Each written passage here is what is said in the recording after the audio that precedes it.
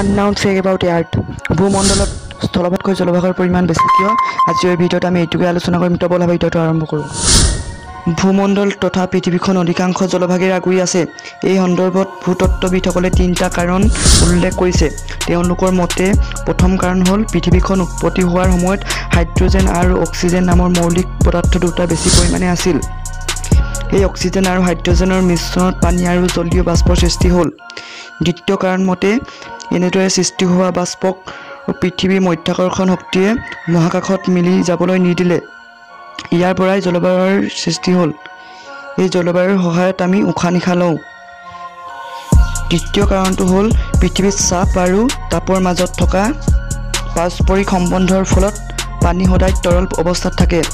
পৃথিৱীৰ গঠনৰ সহায়ত পৃথিৱীৰ উপৰিভাগত সৃষ্টি হোৱা বিশাল গহ্বৰবোৰ পানীৰে পূৰ্ণ হৈ জলভাগৰ সৃষ্টি কৰে। এনেদৰেই ভূমণ্ডলত মাটিতকৈ পানীৰ আয়তন বেছি হ'ল। হয়নে ইণ্টাৰেষ্টিং ফেক্ট? আৰু এনেধৰণৰ ভাল ইণ্টাৰেষ্টিং ফেক্ট পাই থাকিবলৈ ভিডিঅ'টো লাইক, শ্বেয়াৰ আৰু এটা ছাবস্ক্ৰাইব কৰক। ধন্যবাদ।